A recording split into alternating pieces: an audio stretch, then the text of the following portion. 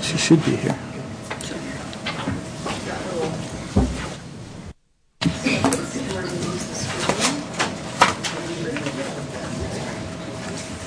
Kind of closer, right?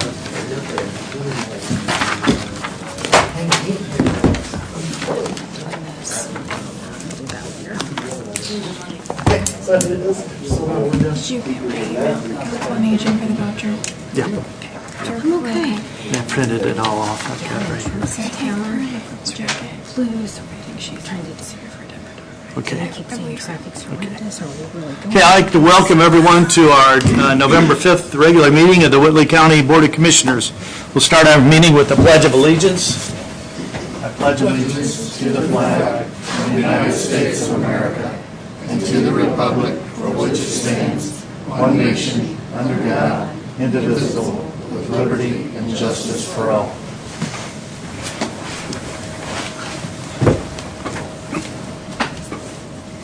First on our agenda is our attorney, Matt Shipman. I don't have anything actually to report new today. Unless you guys have questions for me about anything.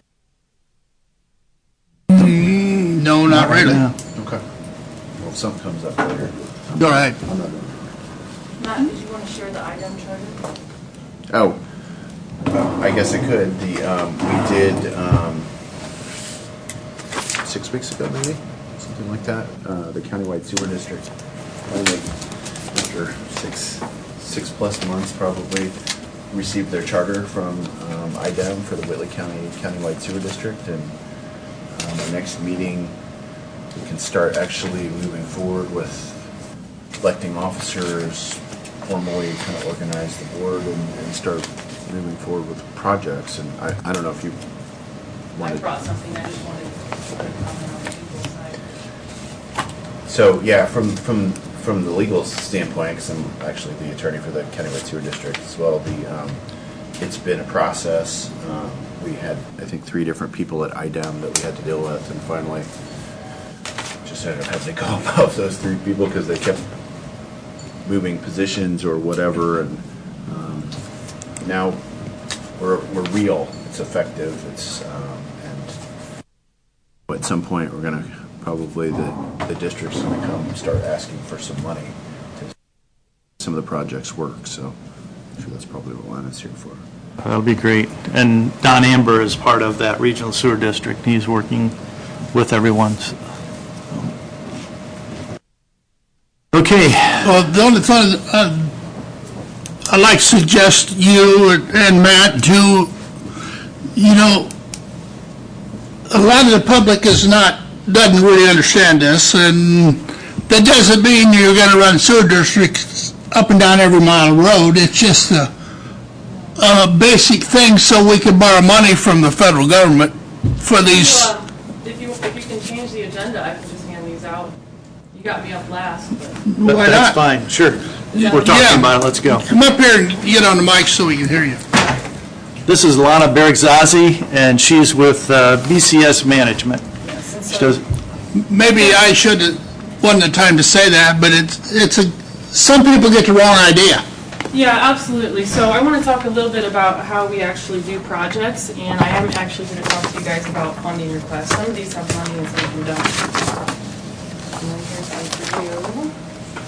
And I think I have an extra if one of you guys want one. So this is a copy of the presentation that we're actually going to use at the November 20th Board of Trustees meeting, which is our first, going to be our first actual public meeting. I expect that it's going to be heavily attended because, as you guys are aware, for the past 2 years we've been out and about in the county. We've been meeting with different communities. We've been meeting with different municipal providers to talk to them about interlocal agreements. And at this point, since, as Matt mentioned, it took 6 to 8 months to get our IDEM charter beyond when we originally planned,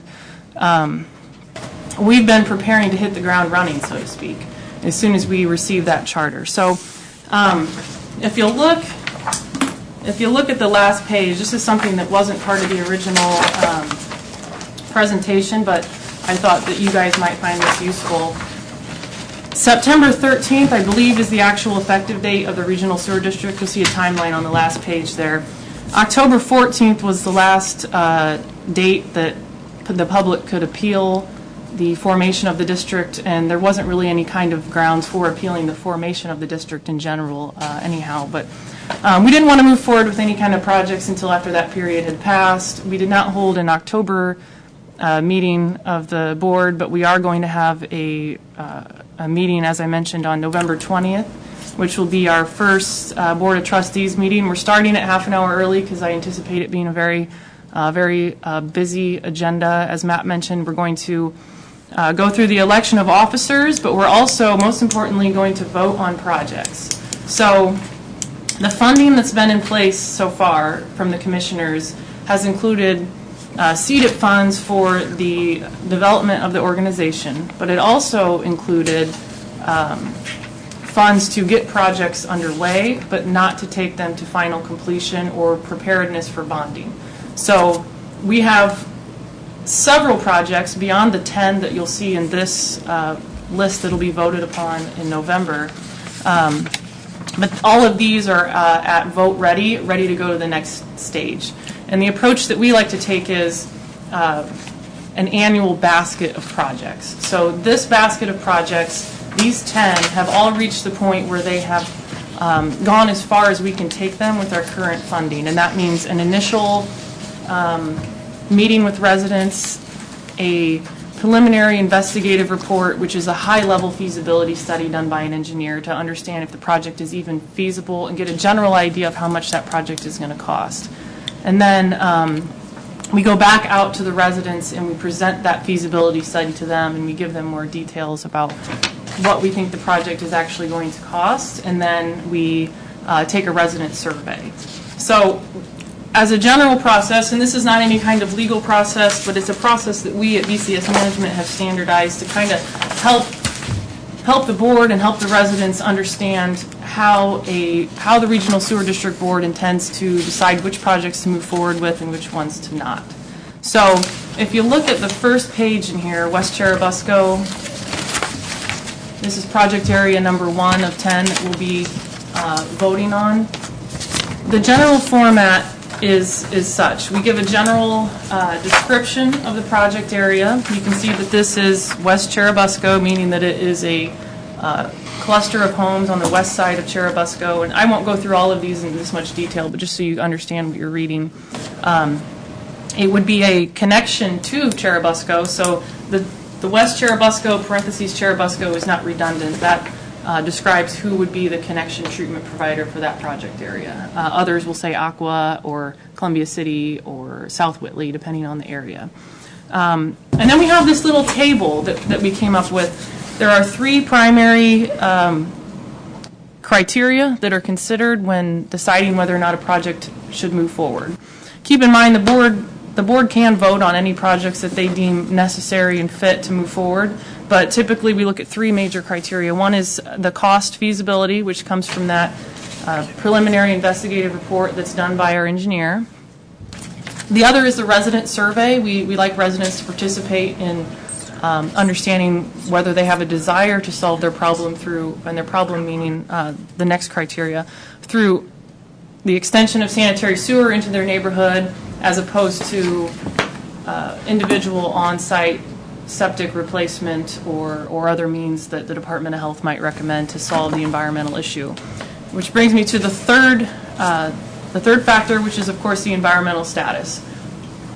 The environmental status for each project area, that's not something that we come up with. That's entirely Scott. So he'll do a field investigation. He'll look at the septic records. He will write us a report.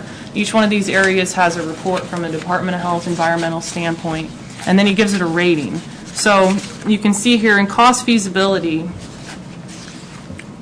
the way that we measure these, because each of these areas have a wide varying number of connections that would be there. So some of them are $100,000 projects and others are $1.6 million. But what we do is simple math, the total cost of the project divided by the number of connections. You get what's called a per EDU, which is an equivalent dwelling unit, or per connection. We use EDU because if you're connecting a church or a school or some other large facility, it's not 1 EDU. A typical household is 1 EDU. And what we look for is ideally under $15,000 per EDU, but projects can still fit within the overall rate structure if they're under $20,000. You start getting over $20,000 per connection, and you are definitely going to need some assistance. The project might not be cost feasible. If you can get under $10,000 per EDU, that's a slam dunk. It doesn't happen very often, but so our sweet spot, so to speak, would be the $12,000 to $13,000 per connection range. So in this particular area, you can see that we have a pretty good rating on the cost feasibility per EDU. The resident survey, we never get 100% yes, we never get 100% no, but we'd like to have a positive response from a community that this is something that they want to do.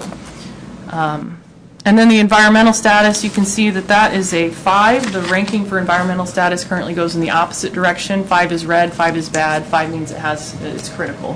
So that's kind of a description of the slide that we'll use when the board is voting on a project. What we'll do is we'll discuss the project.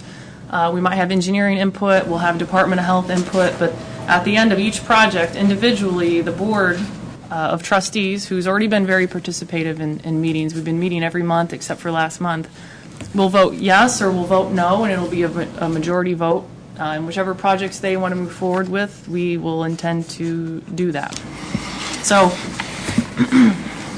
running through this a little more quickly, South Cherubusco, that's a misprint. South Cherubusco is actually over 100 connections. It's a very big area. Heading down 33 south, and it's also green on the cost feasibility, resident surveys at 50%, and the environmental status is at 5. So these Cherubusco projects have a pretty high probability of being moved forward because they mark all of the boxes. Moving through a little more quickly, you can see we are all over the county. We've got the community of Dunphy over there on the Allen County, Whitley County line. That would be a connection, as you can see in parentheses, to Aqua, Indiana.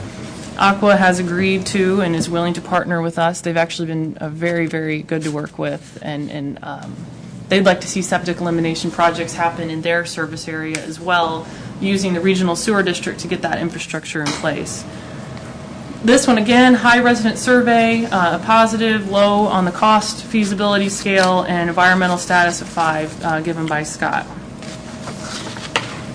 This one, moving right through, Blue River Estates, which would be a connection to Columbia City. It's 56 homes. That's an addition there off of on 9 north of town. You can see on this one it meets the cost feasibility, but it has a very low resident survey, and they have a very active group of residents who come to our meetings and are very, they want to know what's going to happen with this project area. So again, it'll be up to the board to vote. I see that Scott's given it an environmental status of 5. That one's a 3. Okay. We got to update these. I thought that one was a 3. So this one I don't believe will get voted forward, but it's not my decision. It's the board's decision. It meets the cost feasibility expectation, but it has a very low resident survey, and it's actually a 3 on environmental. I marked it a 3, but I did say in the statement that I would recommend that they vote for it. Only the majority of the septics there are 30 years or older. So it may not be an issue now, but it may be next month or in 5 years. Yep. Stable Acres, this is one. This is accurate. Environmental status of 5. This is a housing addition plus connections on State Route 14. It's on the south side of State Route 14 in the southeast quadrant of the county. This would be a connection to Micropulse. Again, it meets the cost feasibility and it meets the environmental status, but this one has a low resident survey. Unlike Blue River Estates, it has the environmental severe concern. The flooding out there has high levels of E. coli because of failing septics. Additionally, the cost feasibility is where it's at because Aqua Indiana has offered to contribute $500,000 to this project if it moves forward. And then they would own and maintain the lift station and the force main that it takes to get out to this community. So 81 connections there. Just low resident survey. They just don't want sewer, even though they have a problem. This one is a LOD, LOD was assessed in conjunction with Stable Acres because to get to LOD, you have to get to Stable Acres. It's still a very, very expensive project. As you can see, it's over $33,000 per connection at our estimate. For that reason, we did not conduct a resident survey. We sent a letter to the residents saying that we are not going to pursue this project further at this time unless we can find some sort of funding. And so we don't have a resident survey. The environmental status is probably the worst of any area we've looked at out there, but we can't move forward with projects that cost this much per EDU. So we are continuing to investigate this area, but we're looking at environmental grants and programs that might be available from the state to help move this one forward. Coesi, this one is probably as straightforward as it can get because Columbia City already has sewer right up to the first street in Coesi. The project was just not finished by Columbia City at the time they sewered that far. We're looking at some additional financing options in this area as well, but it does check the environmental status and the cost feasibility box at 33 or 13,000 per EDU. So that will be voted on. Another Aqua Indiana project, East County Line Road South. This is a small project, but all the homes along that road have been participative. It's County Line Road south of Dunphy, south of State Road 14. That would be another connection to Aqua Indiana on the Allen County side. We have permission to do that if the project moves forward. And I and Don Amber actually met with a couple of residents on the Allen County side who are interested in connecting into the Whitley infrastructure, which would require permission. But this one also looks like it is a project that will move forward if the board decides to vote on that. Polymer. This would be a connection to South Whitley. You can see that we haven't taken this one as far in the process as some of the others, but we are intending to vote on it with some contingencies, meaning that we would like to move forward with this project if the cost feasibility comes in. That cost study is in process right now. And the reason we're moving this one forward is because we want to put it with Coesi for some Okra income-based grants, and you can only get those every 7 years. And so if we get an Okra grant for Coesi, we cannot get an Okra grant for Polymer unless we combine them together. So we've put this one in there. They're both in the same socioeconomic situation, so that one's a little ahead of the game. And then you see Joseph DeQuee Farm. These are the kind of the one-offs here. Joseph DeQuee, I'm calling it Joseph DeQuee Farm Regional. And the reason this is on the Whitley County Regional Sewer District project list is because Pete Eshelman is going to extend sewer to the Joseph DeQuee Farm. However, there are several old septics and other connection options along that route. And so this one, we will intend to fund any septic elimination connections along the way and make them regional sewer district customers. Mr. Eshelman would be a regional sewer district customer, and he's privately funded the design. So the design is already done. We might need to make some changes to that design given the septic elimination component, because it was designed before the regional sewer district participated in that conversation. So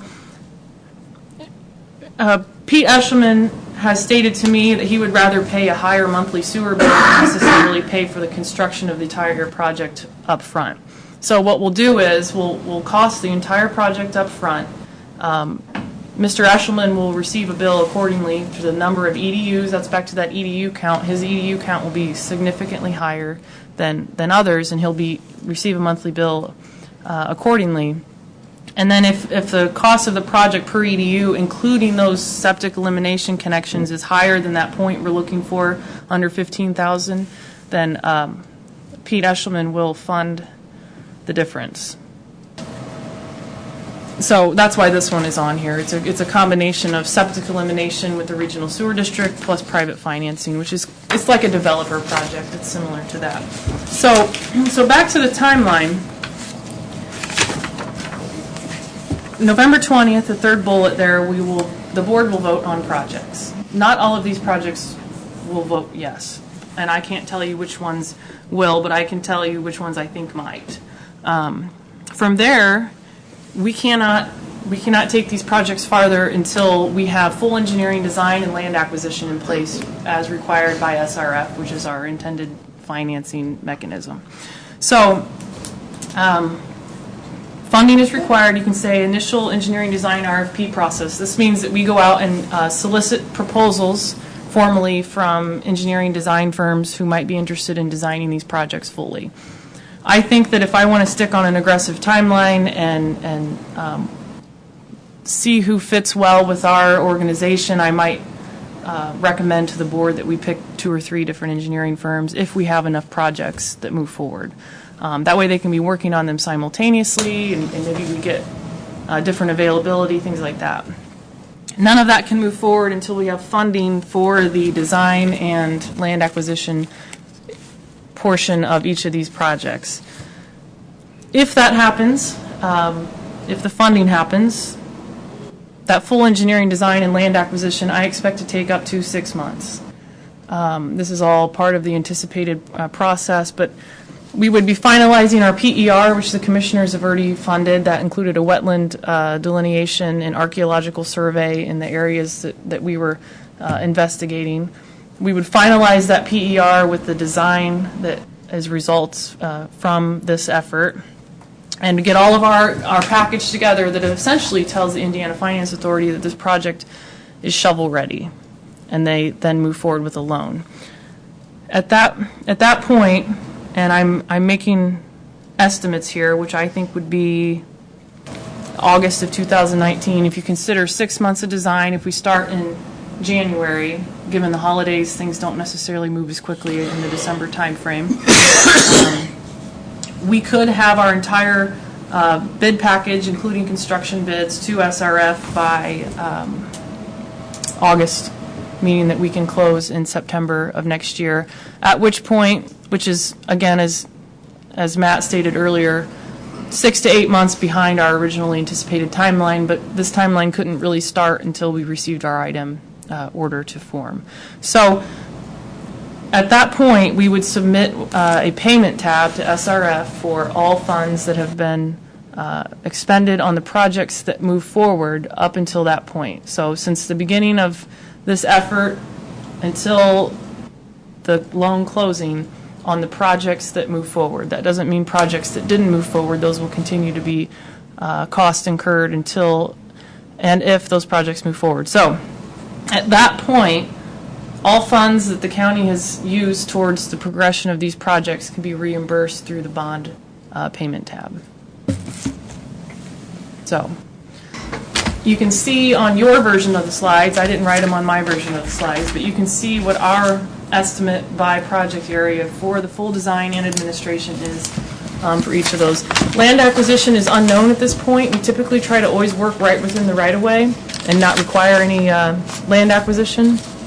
However, we can't know that until we get into full design, and even so, if we need easements, typically we can obtain easements without compensation, but it should be budgeted for if the design calls for it.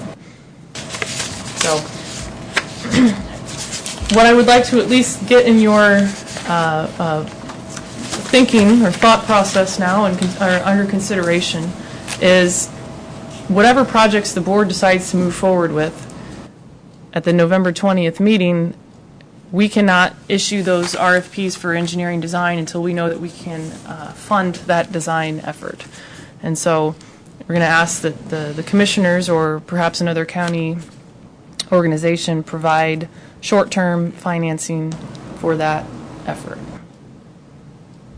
So. And as I understand it, when it's all done, it will be reimbursed. That's correct. Yes, so that's when we get our SRF loan. It'll be full reimbursement for all project-related costs, which is 90% of them, other than the original budget to form the organization, yes. So it's a loan, it's not a gift. Yeah. Lana, as far as the feasibility study is concerned, does that include like a revenue forecast that will make sure that we can fund this going forward? Okay, good question. So we have been working with a rate consultant at Umball to do our initial planning, and that's where our per EDU assessment comes from. We'll do a combined rate. So we'll take all of our project costs divided by all of our ratepayers and have a combined rate for the bond payment of all of those projects together. The simple math says the more customers we have, the more self-sustaining we are. This won't happen the first year. We won't be self-sustaining, but the idea is that we would be able to start being more self-sufficient over time without as much contribution from commissioners, because we will have operating revenue coming in. The rates will include an administrative portion, which will cover a lot of the actual operating and bill pay and all that kind of thing for the regional sewer district customers. So a lot of that administrative cost that's being incurred will be removed, but the project development costs up until the point where the project goes in the ground or is construction ready and the bond is issued will need to be fronted from somewhere. What I envision happening is we'll do these in clusters, as we've done this group. We'll have an annual project group. It'll be a slowly diminishing in requirement for assistance from commissioners over time kind of effort. It's almost like a revolving bucket, though. You get your money back, then the regional sewer district asks for money again for the next round, but the anticipation is that it becomes less and less of an ask. And if there's funding limitations, that may fall into play when the regional sewer district is deciding which and how many projects to move forward with in a given year. Is a funding limitation, and that's common. But if you get a good set of projects going in the ground, you're going to set yourself up for that self-sustainment sooner rather than later, versus going for just a few small projects at a time. Yeah, you might. From your guys' perspective, that's the important thing to figure out between now and November 20th is there has to be an idea for the board of what does this pot of money potentially that they could borrow look like.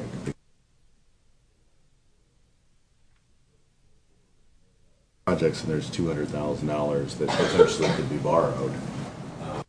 Prioritize those projects based on the funds probably, and I don't know what pot or how this would work, but some direction probably for sure prior to November 20th about what.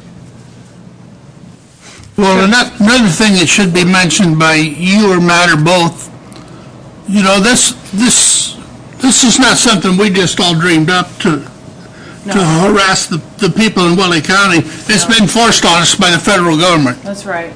That's right. So there's environmental concerns that are caused by failed and failing septic systems, and it's not just in Whitley County, it's everywhere. And a regional sewer district is a mechanism by which some of these projects can be done without needing the cities or private financing to do them. And we can also obtain low interest loans and grants for the environmental stewardship component of the projects that we're doing. So yes, it's something that needs to happen. The alternative to not moving forward with regional sewer district projects is that eventually the enforcement from the federal level will require that you do something, and that could be worse for residents and making them connect to sanitary sewer, which is not all that bad, including on-site septic replacement, which can be anywhere from $13,000 to $25,000 if your lot is even large enough. Most of those lots in that Cherubusco area are actually not large enough to put a standard system on anymore that per the current requirements, and so those would be very expensive custom systems to put in that most people cannot afford. So it's a solution to a long-standing concern from the state, and it's been well received in some areas and not so much in others. Some areas I have people calling and asking when it's going to come because they want to sell their house and that septic system is a problem. So it just depends on the area. But yes, it is something that it's been in process for a while, as you guys are well aware. So Lana, on the cost to the resident, okay, Is that going to change, each cluster would change the cost to the residents then? No, that's a great question, George. So the blended rate approach is what we're going to recommend and what our rate consultant is recommending. What the blended rate approach means is that you have one rate for all of your customers, and it is all of your debt for all of your project areas and the average of all of the treatment rates that you've negotiated with different treatment providers to come up with one bill that covers everyone. And so if we have an area such as Laud that's significantly higher per EDU, we don't want to bring that project in as is because it will negatively impact all ratepayers. Conversely, if we have one that's under 10,000, it's going to positively impact all ratepayers because the regional sewer district will operate as a non-for-profit. It only takes in as much as it needs to cover its obligations. And so, great question. Allen County actually originally had a per project area rate structure, which is great at first, but then it becomes an administrative nightmare and very costly for the rate consultants and for administration. And they had 45 different rates, after 20 years, and so the combined approach is what works. The only exception to that I might consider is economically repressed areas. I'm not sure how we might handle that, but if some of those areas obtain specific grant monies because of their income situation, I would like to have an alternative rate that might take that into consideration. But I don't know if the Board of Accounts will approve that, but we'll find out.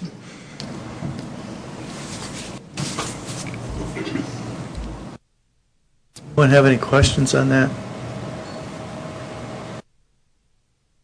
Sorry. Tom? No, I opened up a big enough can of worms already. Okay. Well, that's all I have. In summary, what I just wanted to do was share with you kind of a high-level overview of what we've been working on for the past several months and what's going to happen. And note that we can vote on projects all day long, but we can't move any of them forward and take them to final completion and construction ready without design and land acquisition funding.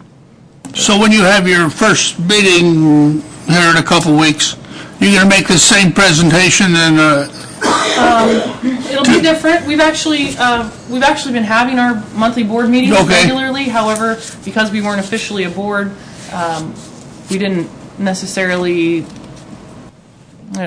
follow all of the regular steps of a public meeting, although we did announce them and we did have residents come into some of them. At this one, it'll be the board. I facilitate the meeting, but the board obviously makes all of the decisions and votes. Matt is the regional sewer district attorney.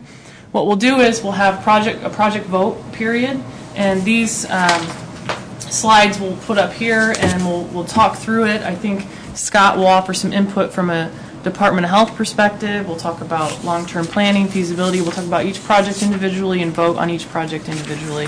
And yeah, but there's a real learning curve for a lot of people since this has come to fruition. Yes. So as far as the learning curve goes, as I mentioned, a lot of the activities that we've done to this point have been community meetings. So any community that's having a project vote at this point, they've had 2 public meetings with I and/or Ted Nitza, the engineer that I've been using, and they've had several letters of correspondence. They've had several phone calls. So the people who are in the areas that are being considered have had a lot of correspondence. Countywide, yes, there is a lot of misunderstanding, which most people don't really pay attention to how a regional sewer district operates until it impacts them directly. The board... Yeah, you're right. The reason I got the board meeting regularly was more for their benefit, because the board, nobody on the board has ever participated on a regional sewer district board either. And so we've been meeting for, I think, at least 6 months, but maybe more like 8 months. Spent a lot of time working with the board members to help them understand the process and the rules, and they've been very, very participative. So from a board perspective, they've already been briefed on what the 3 main criteria are that they should take into consideration.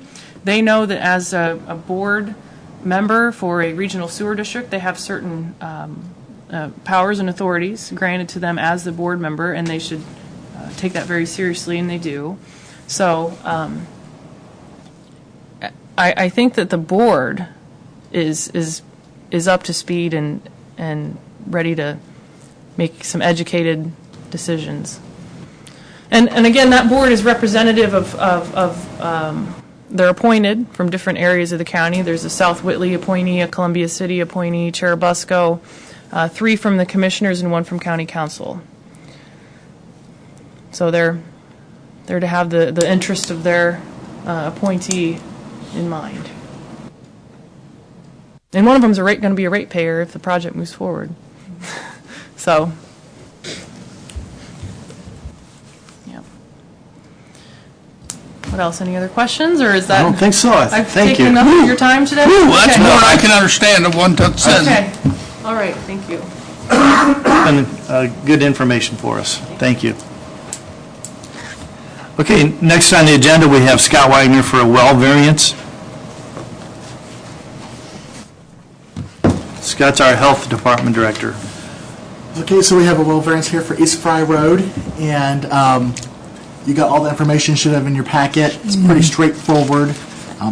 And so if you pass that, they'll sign a notice of indemnification for the county commissioners, an exemption from the health department, and have that recorded to their deed. Did you? Go ahead, Commissioner. You don't have any issues with it? This area is on sanitary sewer, so there's not a septic involvement. Okay, that's number one. Yep. I don't have any questions. Not anymore. I move we approve it. Okay, we got a motion to approve. I'll second. Any further discussions? All those in favor, raise your right hand. Opposed, the same. Okay, thanks. Thank you, Scott. You should have also gotten in your packet updated ordinance for clandestine drug lab. Did you get that from Jenna? I think I saw that one. I requested that, and I sent it to them. No? I had Matt look at it. He okayed it. They're going to be ordinance? I think Liz looked at it as well, too, right? Well, yeah, Liz drafted it, and then I had Matt look at it. Basically, the existing clandestine drug lab ordinance, we're changing the definition to include controlled substances because of the fentanyl issue that has come up in Fort Wayne and Dayton, Ohio, and surrounding areas. They actually had a fentanyl lab in Indianapolis, and so this allows the health department to declare that home or structure unsuitable for habitation under controlled substances defined under state law versus just a methamphetamine issue. So I can bring it back at another time if that's fine for your review. I would rather if, Yeah, agree with that because I haven't had a chance to. Yeah, I move we table that to the next Yeah, meeting. got a motion to a table. I'll second. Further discussions? All those in favor, raise your right hand. Okay, I'll bring it back. Thanks. Thank you, Scott.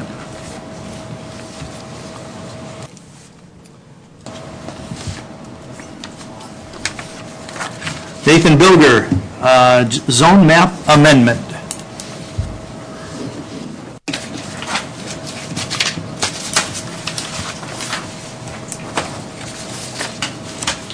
Thank you.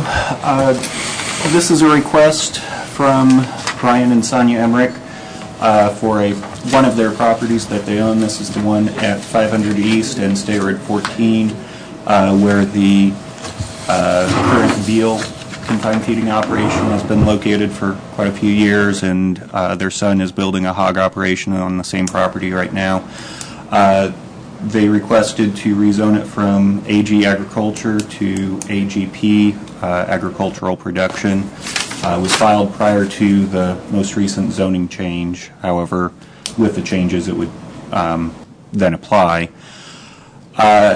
Reasons for it, just generally it was the petitioner felt that that would be a more appropriate zoning district for what they wanted to do in the long term.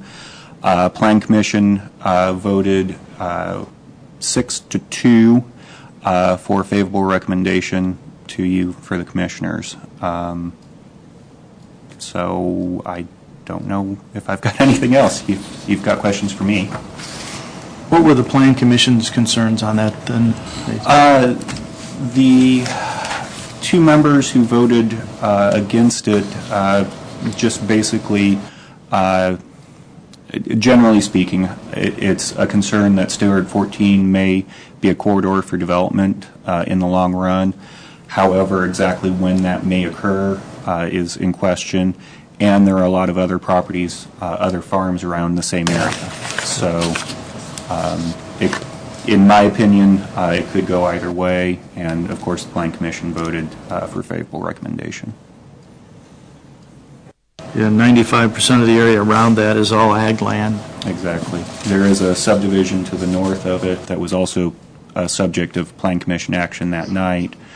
So there are a few residents there who spoke regarding that, but they didn't speak about the rezoning. But yeah, other than that, like you said, 95% of it is ag around it. Okay, what would be the ordinance number on this one then? It'd be 2018-07. Yeah, this had quite a bit of discussion at the Planning Commission, and since the Planning Commission approved it, I move we approve it also. Got a motion to approve. I'll second. Further discussions? All those in favor, raise your right hand. Opposed, the same. Thank you, Nathan. Thank you. And that's ordinance number 2018-07.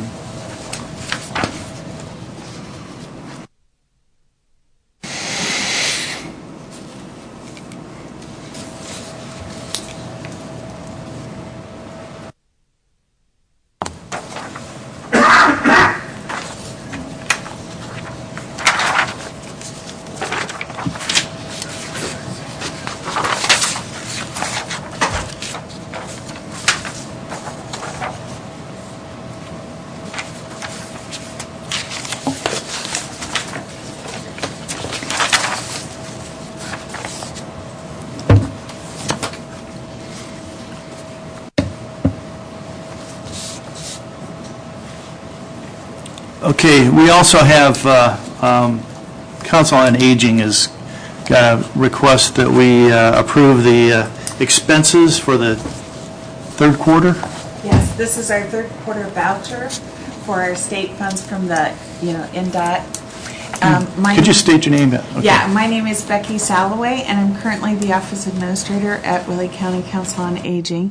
Deborah was called away from the office today, so I have stepped in her place.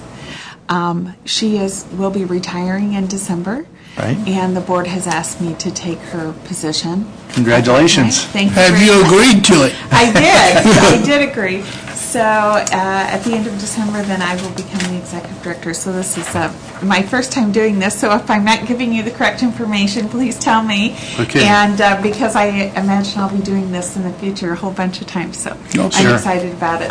So, Good. Well, we'll look forward to seeing you next year. Yes. Starting January, it'll Good. be me. So this is our voucher that we completed for the third quarter for our expenditures for the Whitley County Transit Program. Yeah, I believe you have a copy Yes. of it. Okay, awesome. Yes. Alrighty. I move we approve it.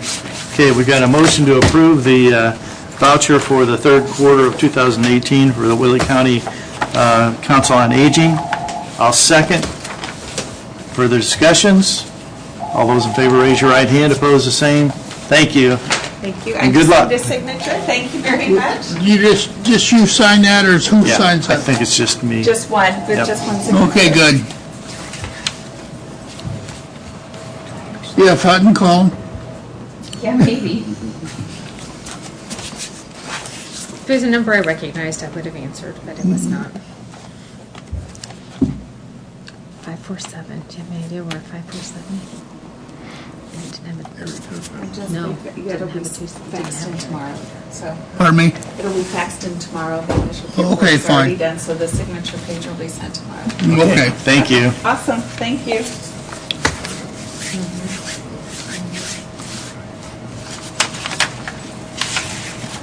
Okay, Brandon.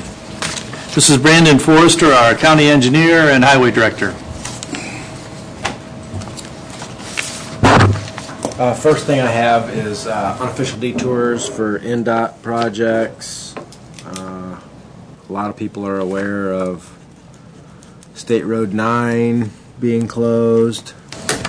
They also had closed State Road 5 south of South Whitley. And these are kind of delayed in getting to us, but the bottom line is if there's damage to the roads, they'll pay us.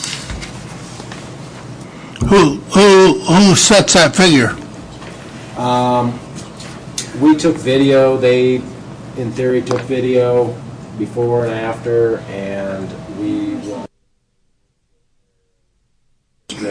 maintenance people to come to an agreement.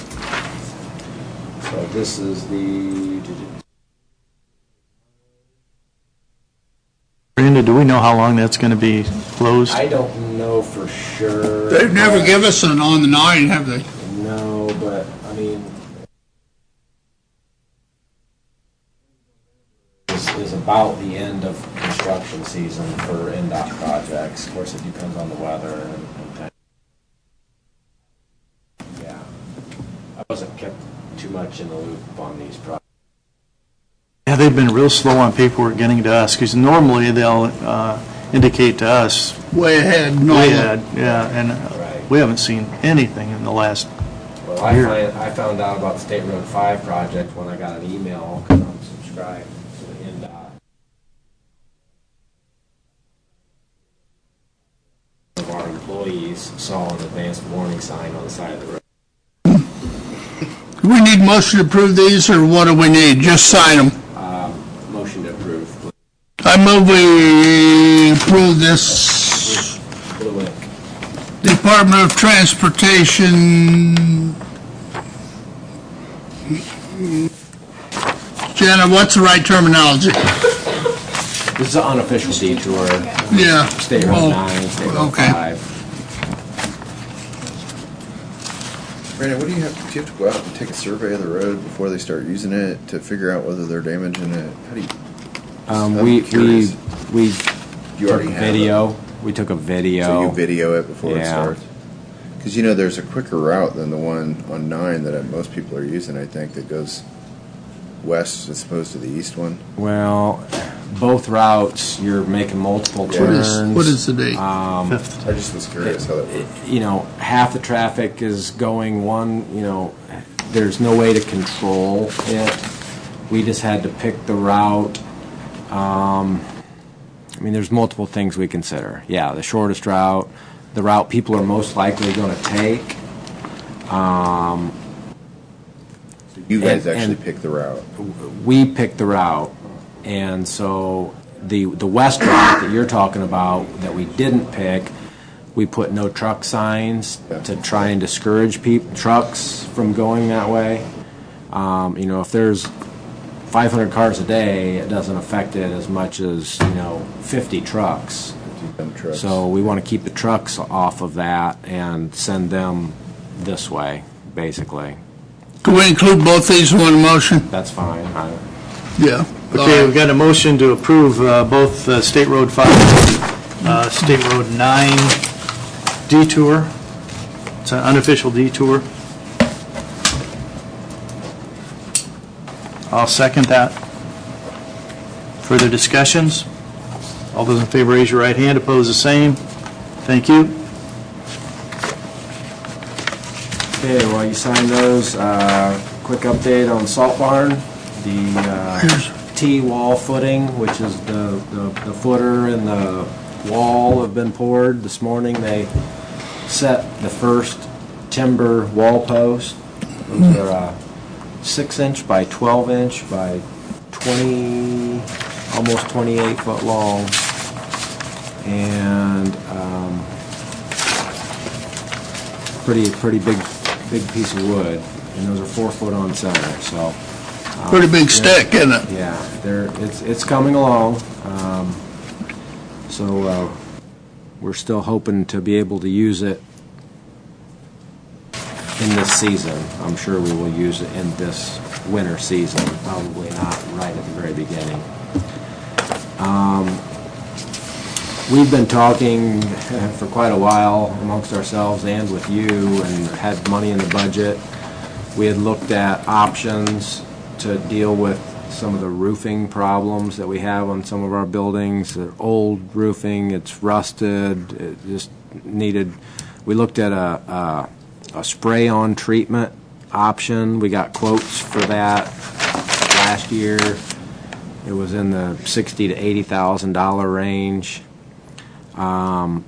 We've contacted a local building material supplier and asked them who buys their roofing material from them, and we got names of some contractors and got some quotes and told the best guy to move forward.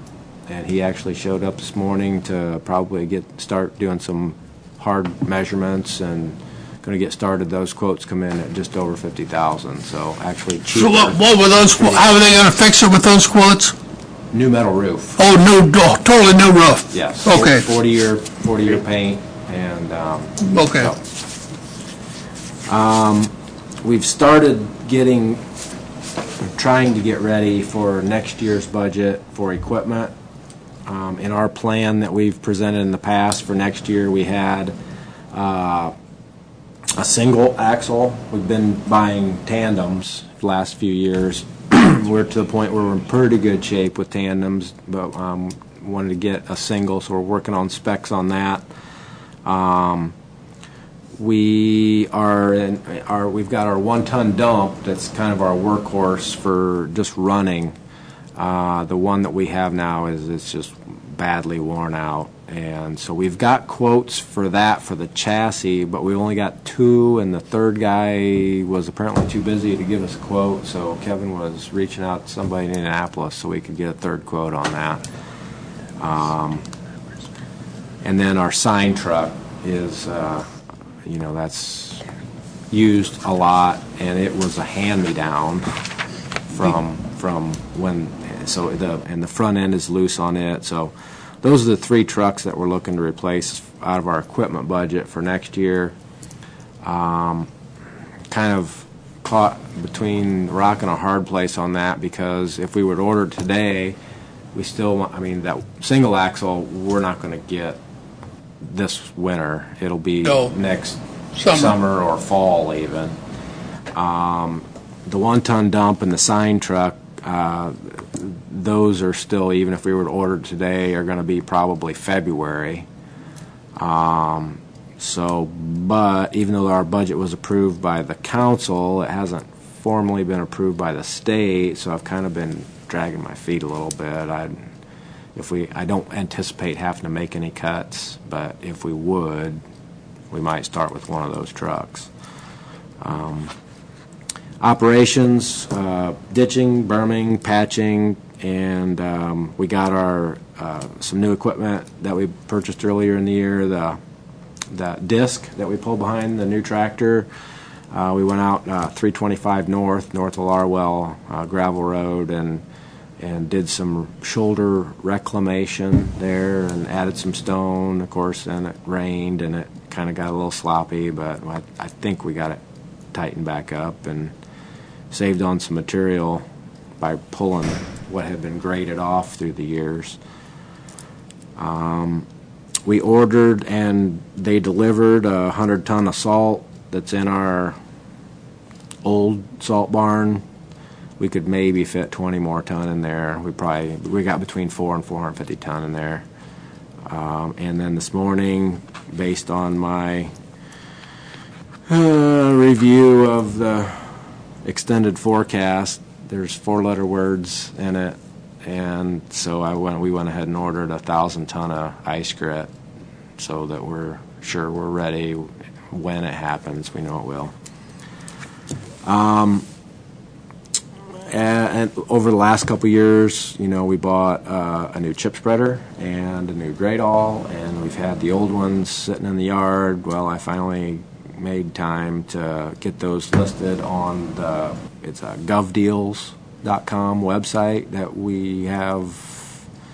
allowed to use that to dispose of property.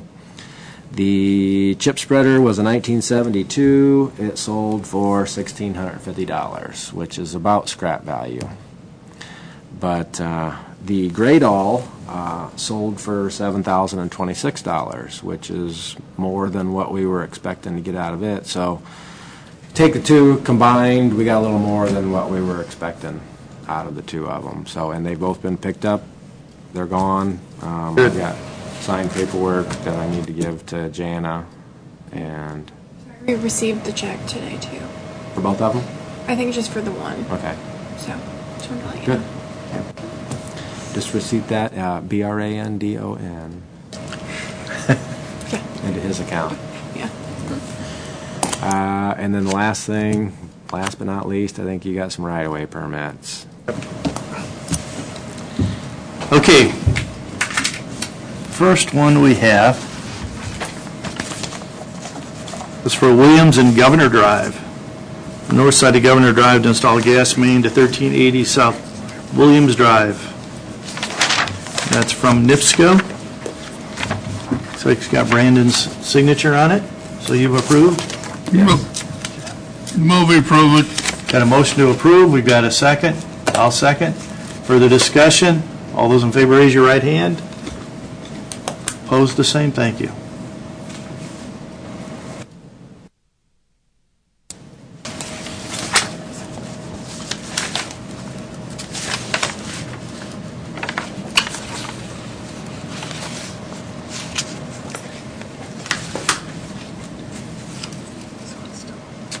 BSW, buried service wire. Yes, I remember that.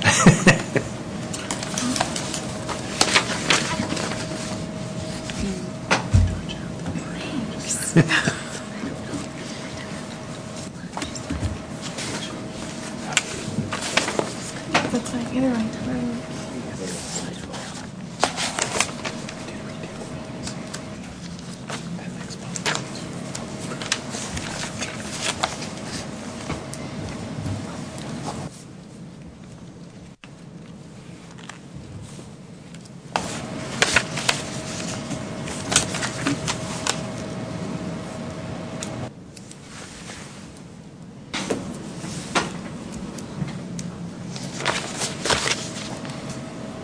Okay, the next one we have is for 800 South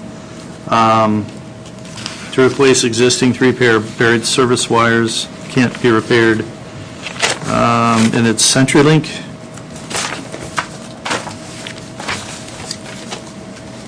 Move approve it. Got a motion to approve. I'll second. Further discussion? All those in favor, raise your right hand. Opposed, the same. Thank you.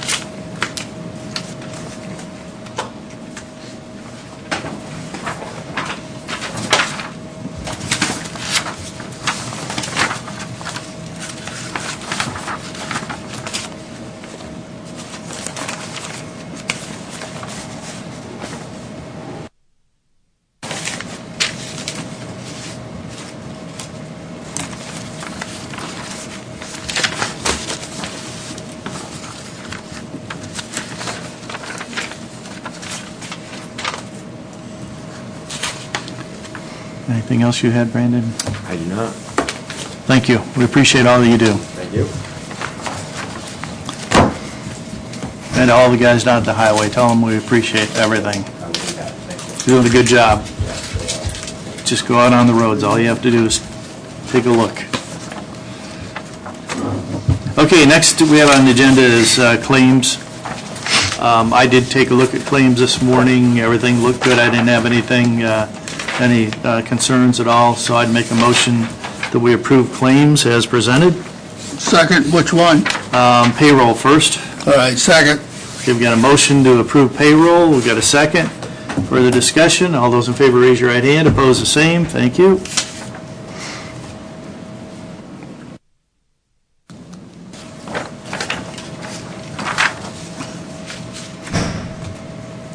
Then I'll make a motion that we approve accounts payable register for regular claims. Second. Got a second? Further discussion? All those in favor raise your right hand. Opposed, the same.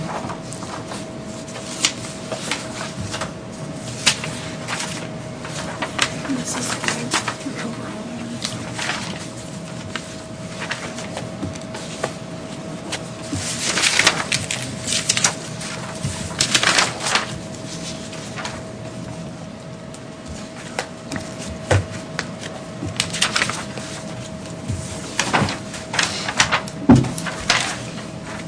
Okay, and have you had a chance to take a look at minutes?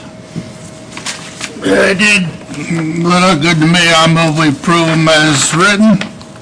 Okay, I'll make a second with discussion.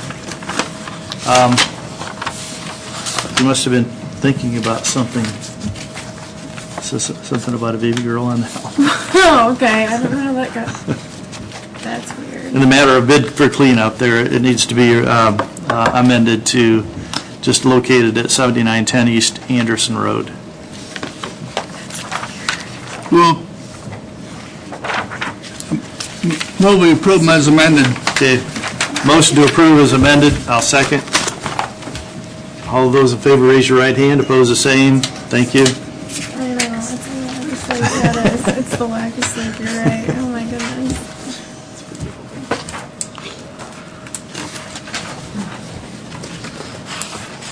I kept looking at that thinking I didn't recognize the address.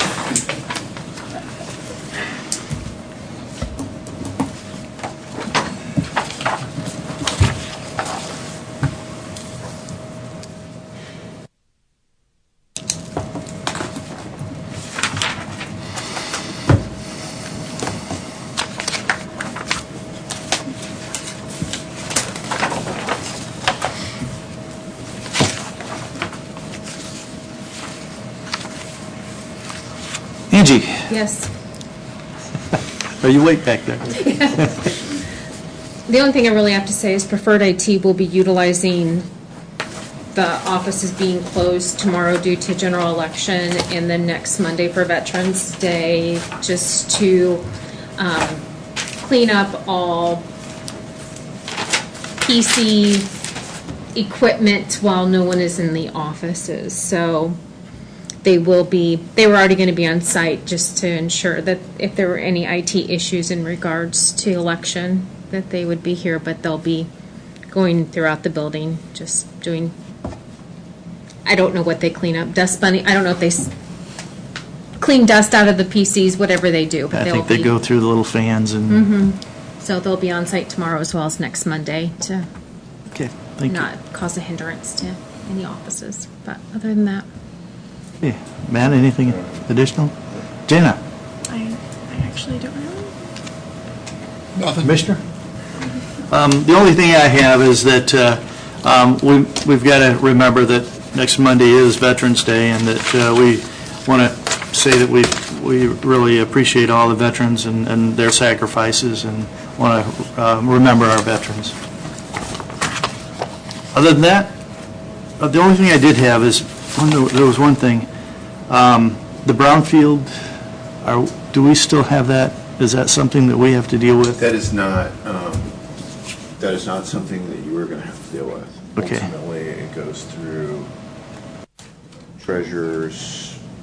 Okay. The assessor's board of appeals, then goes through. Ultimately, it will go to the city because it's a city property, and this can take that off of your radar. Okay. Yeah, I had that on. Yeah, because it came last week, but we worked through it, and it's outside of. It's going through channels in this office, but ultimately will never come to your desks. Okay, thank you. Anything from the public? Henry? I want to thank everybody, and we'll adjourn our meeting.